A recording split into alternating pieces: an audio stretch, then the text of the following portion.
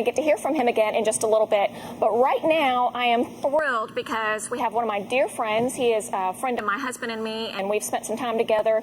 And just really, we've done some ministry stuff together. We actually met here on Atlanta Live. And so welcome back, no stranger to the set, Frank Shelton. Thank you so much for being here. You know, you are dedicated that you drove 11 hours to be here in Atlanta for ministry. And, you know, I was just talking about Patrick being the real deal. And I've gotten to know you over the last couple of years since we met here. And it's refreshing how real you and your wife both are. Wow. Thank you so much. And Absolutely. we're just thrilled. And I'd walk back to Atlanta just to brag on Jesus. So thank you for giving me a chance. Yeah, and you are, I mean, you do that. You live what you preach. And it's been inspiring and very, very encouraging to me. And it was funny because when you and I met a couple of years ago, we realized as we were talking and preparing for the program that you and I had actually been involved in the same ministry. That's right. And just didn't know it because it's such a large ministry network, and that's Praise Fest. Would you tell our viewers a little bit about Praise Fest and what's going on with that? Yeah, Praise Fest ministry has been the Super Bowl of my ministry, and it's just to exalt the Savior, encourage the saints, evangelize the sinner, and remind everyone we need to expect the Son because Jesus, not Schwarzenegger, was the first to say, "I'll be back." He's on his way. And in 06, 07, 08, we chartered 3 cruises, Carnival and Royal Caribbean, and went from the United States to Nassau, Bahamas. And it was a chance where it was part vacation, but full mission. And we were blessed to bring some of the biggest names in Christianity. And I'm not ashamed to say you're not dropping names as long as you're lifting his name up. But to get all those folks of different denominations with one goal, bring unity in the community of Christ.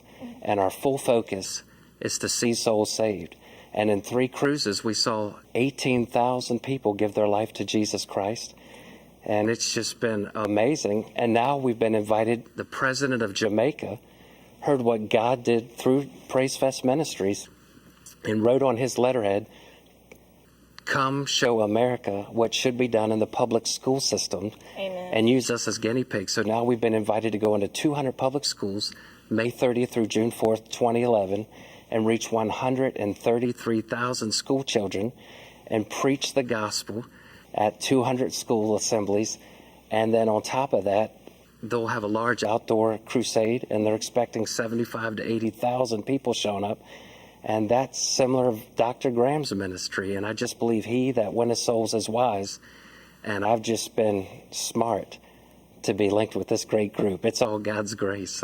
You know, and it was really one of the things that moved me so much and made me want to get to be more part of it was it's not just, you know, the kind of mission trip where we go in and then we leave. That's right. It's really partnering with the pastors and missionaries and even the government of that island where we're going and doing ongoing follow-up ministry that really helps to not just bring the gospel, but then also partners to make disciples. That's right. As we go. And, you know, we were talking beforehand that I think some people hear about this and they go, oh, it's just another Christian cruise. No. Can you answer that? No, well, there's nothing wrong with having fun because we're on the winning team as the body of Christ, but it's more than just the typical cruise. And what's neat is it's not the Redskins versus the Cowboys. It's not us against another chartered cruise. It's a chance where we're singing at sea and worshiping at sea, but where we've turned the corner is where we had the 1 and 2 days off at the beach with some fun in the sun. We thought, wouldn't it be interesting to add the mission part of it? So just as far as speakers this year, we got Dr. Johnny Hunt from First Baptist Woodstock, Jensen Franklin's coming, Pastor John Hagee from Cornerstone, Bishop Paul S. Morton, Hezekiah Walker, Byron Gage, Frank Patrick Shelton. Dobson, Shelley Hendricks. I'm just glad I'm not going to miss the boat. But Casting Crowns, Sonic Flood, Aisha Woods. And what's neat is it's not a black thing, it's not a white thing, it's a God thing.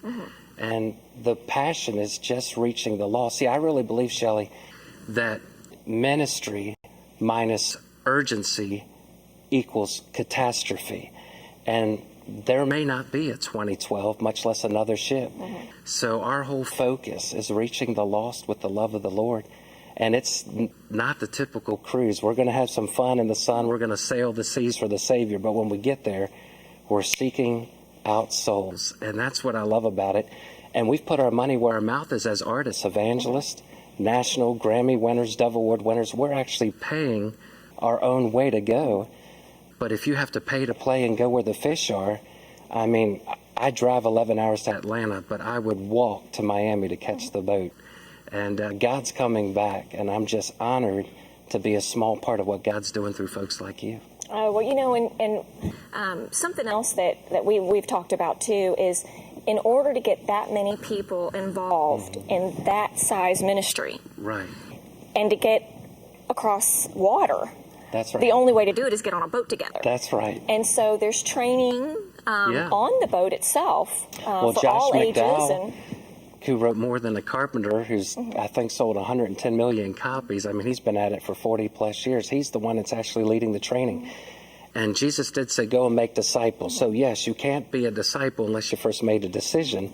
But the blessing is we're seeing souls get saved. They're not evangelistic numbers. They're true evangelistic numbers, where folks literally wrote a follow-up card. And then I believe the retention rate is 2 out of 3, 66%.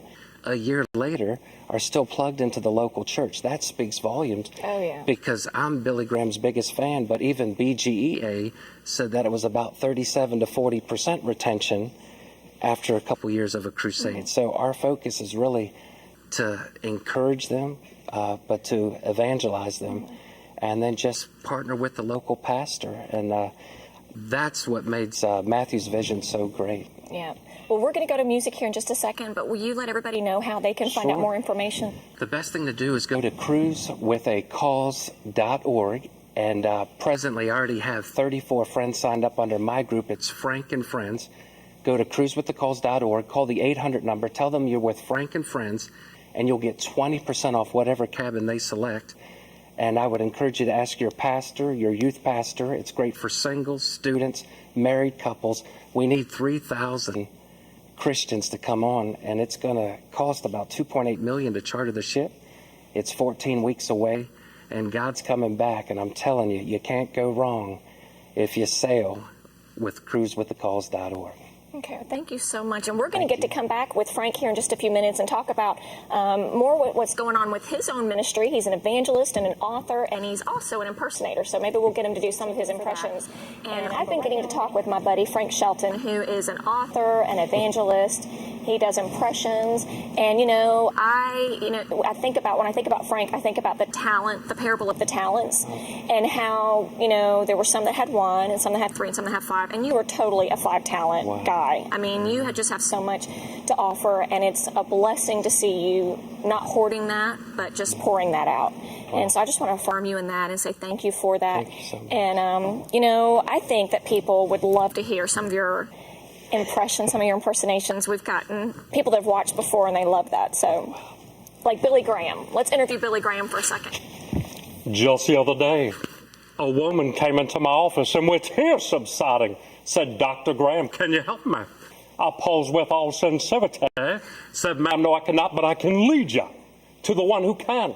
She told me she was discouraged, depressed, and thought of death daily. I showed her the scriptures, how Christ climbed Calvary's cross for her. And today you may be watching by way of monitor. I'd like to send you some free literature, right, Billy Graham? That's all the address you'll need. Perhaps you're in Canada. That's P.O. Box 844, Winnipeg, Manitoba. And some of you in the balcony. It will take 2 to 3 minutes. Believe me, the buses will wait. You come forward as you give your heart to Jesus Christ. Oh my goodness, I can tell everybody now that I have interviewed Dr. Graham on Atlanta Live. That's so cool. We may come back and do another one in a minute, but I want everybody to get to hear about what's going on in your ministry. You just pour yourself out through your website, your motivational minutes, your radio, just all kinds of things that you just pour yourself out for people. And I just want people to know how they can connect with you. Yeah, well, it's just frankshelton.com. And I got saved at the age of 7, as you know, Shelley, and at 10 years old, I had such a burden for lost people that I just started inviting friends to Vacation Bible School 1982 at 10. And I got to the point that I needed to care more what God in heaven thought of me than friends on earth. And then I thought, well, what about if they ask me a question and I don't know and I make God look bad? Or they no longer hang out with me at recess or pick me last on the kickball team, or they won't say hi to me in the hallway. But I decided, sink or swim, live or die, win or lose, I was going to go down promoting Him. And in 1 week, at the age of 10 in 1982, I brought 22 kids to Vacation Bible School at 10. And the Bible says if you're faithful in small, you'll be faithful in large. And in 8th grade, I had nothing to do. I read the entire Bible by my 13th birthday. And went to 9th grade, and the English teacher, well, what books did you read this summer? I said, well, Matthew, Mark, Luke, John, Romans. And it wasn't to ever be holier than thou. I just wanted to, I believe heaven will be the greatest party of all time. And I'm just trying to invest my life getting people to that party. So that's where we're at. You know, you and I have had conversations that I think is important for us. I didn't even tell you we were going to do this, but I know you're totally prepared because it's a passion of your heart. But you have the gift of evangelism. I mean, we've all been called to evangelize, but there are some people who really are anointed with that gift. And I think, you know, one of the things that we've noticed, the trend has been to move away from utilizing that gift. Can you speak to that a little bit? Well, I believe the obvious isn't always obvious. And I heard in 1975 Elvis Presley had nothing to do. And he heard there was an Elvis Presley impersonator contest. And 32 impersonators entered into this contest. He left Graceland, he left the Memphis Mafia, showed up unannounced, drove himself, signed himself, and unbeknownst to the judges and the contestants and the crowd, Elvis Presley came in second place. Why? The obvious isn't always obvious. And at Christmas time, I was thinking, having worked 17 years for Congress with Capitol Hill, it's a fact that if a visiting head of state goes overseas and they did not have any room in 5-star hotels, right or wrong, it is a fact that they have been known to extract paying customers to make room for an earthly king. But 2,000 years ago, they made room for an earthly king, but not the king of all kings, because there was no room for him in the inn. And then I think about Pontius Pilate. We dropped the ball in Jesus' life. Pilate dropped it in Jesus' death. They had a custom that Barabbas was a convicted felon. He was wrong. He was a criminal. He was sentenced to be slain. And instead of standing up, he sat out. And he worried more about the crowd than have respect for the Christ. And he sat out. And he let Barabbas, who was condemned to die, and let the sinless Savior be slain. Why? Because the obvious isn't always obvious. And me personally, I wouldn't be in the ministry. I don't see it as a career. I see it as a calling. I enjoyed working at the White House. I enjoyed working on Capitol Hill. I was employed by the government, but I was empowered by God. But the fact is, I don't know how folks can be in the ministry and not have a heart for evangelism. I am not the sharpest tool in the shed, but the Bible we read, he that winneth souls is wise. And if McDonald's says 99 billion burgers served, if I preach a 2-night revival and 300 get saved, I don't know how I'm the one that's considered arrogant. We can brag about burgers. We need to brag about souls. Amen. So I celebrate Johnny Hunt, who's seen thousands. My buddy Tony Nolan's recently seen 7,000 in 2 weeks. I don't get intimidated by that. I get inspired by that, because if God's doing it there, he may be able to do it through me. So I just think that I'm afraid of ministry, Shelley. We're so busy competing and criticizing the minister or ministry next door. We've taken our eyes off the lost, and we're competing amongst the saved. And see, just because you're growing a church doesn't mean you're growing the kingdom. Right. I just think we got to let God keep the score. And if he died to save them, I think he's dying to use us. Yeah. So here I am, send me. Yeah. And I want people to know that they can go to frankshelton.com, and pastors that are watching, people that are looking for something that you can do to shoot some adrenaline into the life of your ministry or your church, you know, utilize the gifts that God has given, because Scripture talks about how when we're all using our gifts, Amen, that there's health to the body, to everyone as a whole. And we've got just a few minutes, so I want to touch on a few things that you do already have coming up, some opportunities that you have. Well, I've been so blessed. When I walked away from Capitol Hill in July 27, 2007, after 17 years being bivocational but working in Washington, I didn't have a single booking. And by God's grace, in the last 3 years, I've preached 600 times in the last 3 years in 22 states and 5 countries. But if I was still sitting at my cubicle looking at the Washington Monument, though the view was second to none, I believe the 4 worst words are what might have been. Yeah. So show me the faith and I'll show you the future. When God guides, he provides. And I've been invited to go to London in 2012 for the Olympics. I've just been invited to fly to Iraq in November to encourage the U.S. Army, the troops. If they can be willing to die for us, I need to be willing to fly there to brag on God and try to be a blessing. So we just pray daily for open doors. And I want to give a shout out to my wife, Ruth, and also my buddy Alan Scroggs from First Baptist Woodstock. If I was locked in the freezer, I wouldn't be as cool as Alan. Amen.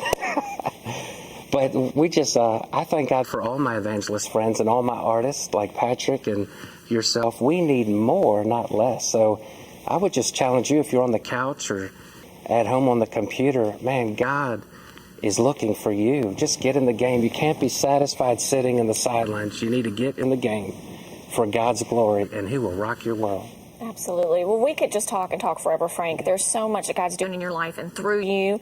And I'm just so thankful that it worked out for me to get to host you again here on Atlanta Live. Thank you so much. Make sure that you'd go to frankshelton.com and then also cruisewithacause.org. We talked about that earlier. So check those resources out that are available to you. And right now we're going to get to hear from Patrick Dobson again before we go to the phone lines and check in with that. Make sure you're taking advantage of that phone number on the bottom of your screen there. Call and let us know how we can be praying for you. If something that Frank said spoke to you, connected with you, call in and let us know. Let us be there for you and stand in the gap for you. But right now we're going to hear from Patrick Dobson again. He's going to be singing